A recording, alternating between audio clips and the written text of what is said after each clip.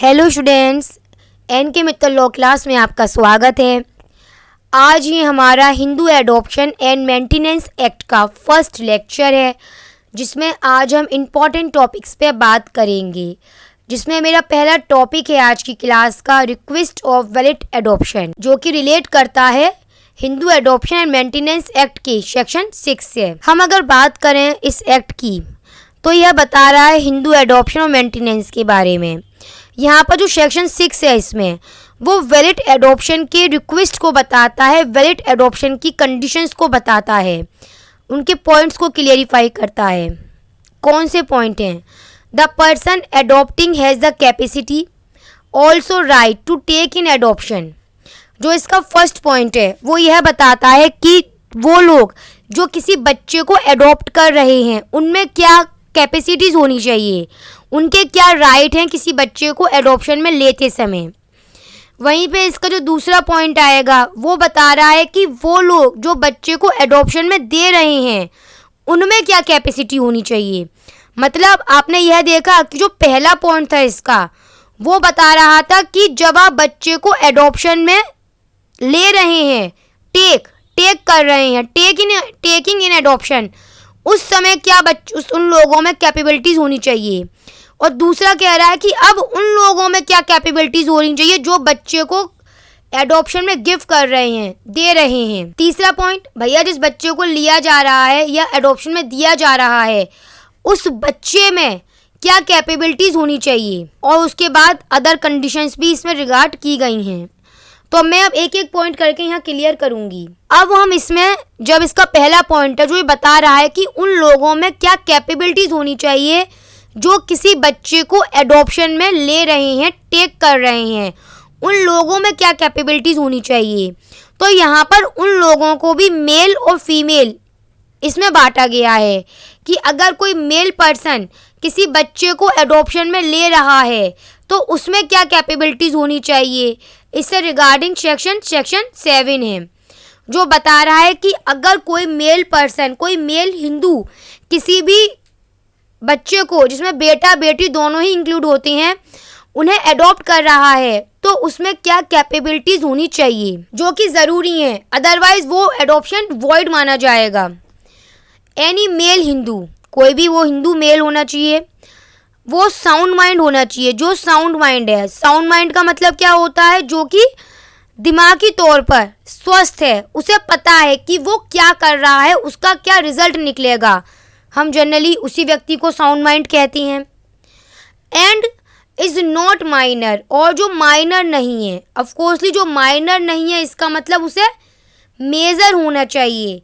Major होना चाहिए इसका मतलब जनरली 18 साल कंप्लीट हो जानी चाहिए। ऐसे ही व्यक्ति को हम मानेंगे कि वो कैपेबल है कि वो किसी भी बेटा या बेटी को एडॉप्शन में ले सकता है। क्या क्वालिटीज़ होनी चाहिए किसी भी मेल हिंदू में? उसको साउंड माइंड होना चाहिए और उसको माइनर नहीं होना चाहिए। और ये कैपेसिटीज़ कहाँ बताई गई हैं? एक मेल हिंदू की सेक्शन 7 में बताई गई हैं। लेकिन अब हमें कुछ प्रोवाइडेड भी दे रखे गए हैं जो हमें याद रखने होंगे। अगर उस मेल हिंदू की शादी हो चुकी है, उसकी जो पत्नी है अगर वह जीवित है, तो यहाँ पर ज़रूरी होगा कि वह अपनी वाइफ की सहमति लेकर ही किसी बच्चे को एडॉप्ट करें। मैं फिर से रिपीट कर रही हूँ स्टूडेंट्स कि अगर उस मेल हिंदू की शादी हो चुकी है, तो ज़रूरी यह होगा कि वह जब भी कोई एडॉप्शन कर रहे हैं तो वह अपनी पत्नी की सहमति लेकर ही करें। अगर वह अपनी पत्नी की सहमति नहीं लेंगे तो ऐसा एडॉप्शन वैलिड नहीं माना जाएगा। लेकिन आ गया, फिर से प्रोविज़ो आ गया, लेकिन कुछ ऐसी कंडीशन हैं जिनमें उन्हें अपनी पत्नी की सहमति लेने की भी आवश्यकता नहीं होगी। कुछ ऐसी कंडीशन सेक्शन 7 में दे रखी गई हैं जिसमें उन्हें अपनी पत्नी की आवश्यकता नहीं है कि वो बच्चे को एडॉप्शन में लेते समय अपनी पत्नी की सहमति लें। वो कौन सी पॉइंट्स होंगे?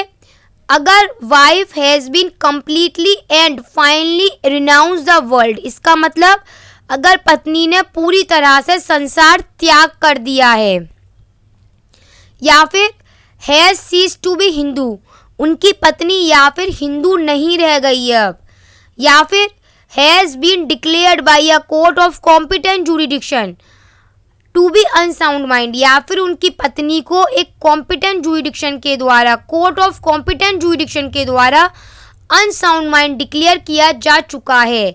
अगर इन 3 कंडीशन में से कोई भी कंडीशन एराइज होती है तो ऐसे में उस हस्बैंड को अपनी पत्नी की सहमति किसी बच्चे को एडॉप्ट करते समय लेने की कोई आवश्यकता नहीं होगी।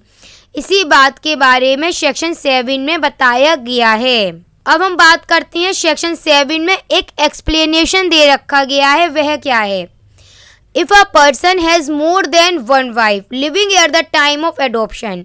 पहले तो ये समझ लो कि ये जो एक्सप्लेनेशन है ना वो क्या बात कर रहा है। ये जो एक्सप्लेनेशन है यहाँ पर यह कह रहा है कि अगर किसी मेल हिंदू पर्सन की, ऑफकोर्सली उसी के बारे में बात हो रही है, अगर किसी व्यक्ति की एक से ज़्यादा पत्नियाँ हैं, मोर देन वन, एक से ज़्यादा पत्नी है और वो भी जीवित हैं, और जिस वक्त ये एडॉप्शन कर रहा है ना उस टाइम पर है, अगर किसी व्यक्ति की एडॉप्शन के टाइम पर एक से ज़्यादा पत्नियां जीवित हैं तब क्या होगा? तब यहाँ पर ज़रूरी होगा कि वह ऐसा मेल हिंदू जो पर्सन है अपनी सभी पत्नियों की सहमति लेगा। फिर वहाँ पर वो यह नहीं कह सकता कि सपोज करो किसी आदमी की 4 पत्नियां हैं, अगर उनमें से 2 की सहमति और वो चारों पत्नियां एडॉप्शन के टाइम पर जीवित हैं और उसने केवल 2 की सहमति ले ली। नहीं, नियम क्या कहता है? उसको चारों पत्नियों की सहमति लेनी ज़रूरी है। लेकिन consent of any one of them is unnecessary for any of reason specify in the preceding proviso. लेकिन अगर उन मोर देन वन वाइफ में से कोई ऐसी पत्नी है जो कि इस प्रोविजो के रिगार्डिंग आती है, या तो संपूर्ण रूप से संसार त्याग कर चुकी है, या हिंदू नहीं रह गई है, या कोर्ट ऑफ कॉम्पिटेंट जुरिडिक्शन के द्वारा अनसाउंड माइंड डिक्लेयर की जा चुकी है। अब हम बात करेंगे, हमने शुरू में भी कहा था कि हम कैपेसिटी की बात कर रहे हैं जो कि मेल और फीमेल 2 में है। पहले अगर मैं ओल्ड हिंदू लॉ को देखूं, पुराना हिंदू लॉ, तो उस टाइम पे महिलाओं को इतनी स्वतंत्रता नहीं थी। उस टाइम पे महिलाएं अपने लिए किसी बच्चे को एडॉप्ट नहीं कर सकती थीं, पर आज प्रेजेंट टाइम में महिलाओं को अधिकार ज़्यादा दिए गए हैं और उसी के रिगार्डिंग यहाँ पर सेक्शन 8 में ये प्रोविज़न रखा गया है, capacity of female Hindu to take in adoption. अब हम बात करेंगे कि अगर कोई फीमेल हिंदू किसी बच्चे को एडॉप्ट कर रही हैं तो उनमें क्या कैपेसिटीज़, उनमें क्या क्वालिटीज़, क्या क्वालिफिकेशन होनी चाहिए। पहला, उन्हें भी साउंड माइंड होना चाहिए। साउंड माइंड का मतलब वही है कि आप क्या कर रहे हैं आपको पता होना चाहिए, उसका परिणाम क्या निकलेगा आपको यह भी पता होना चाहिए। आप इतना समझ सकते हैं। मेजर होना चाहिए, मतलब 18 साल कंप्लीट हो जानी चाहिए जनरली, तब हम मानेंगे कि वह महिला जो है किसी भी बेटा या बेटी को एडॉप्शन में लेने के लिए कैपेबल है। इसका भी प्रोविजो दे रखा है कि अगर वह महिला मैरिड है और उसका पति, उसका हस्बैंड जीवित है, तब यहाँ पर उसे एडॉप्शन में लेने समय अपने हस्बैंड की सहमति लेनी पड़ेगी। बिना हस्बैंड की सहमति के वो बच्चा एडॉप्ट नहीं कर सकती है। लेकिन कुछ कंडीशन में उसे अपने हस्बैंड की सहमति भी नहीं लेनी होगी।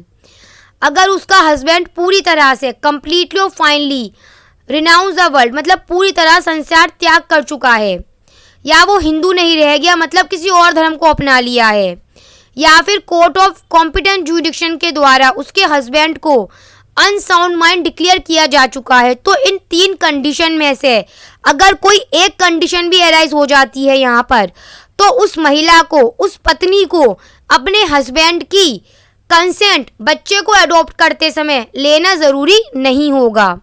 तो स्टूडेंट्स, आज मैंने जो पॉइंट्स थे सेक्शन 6 से रिगार्डिंग बता रहे हैं रिक्वेस्ट ऑफ वैलिड एडॉप्शन के बारे में, उनमें से मैंने आज अपना यहाँ क्लास में फर्स्ट पॉइंट कवर कर लिया है।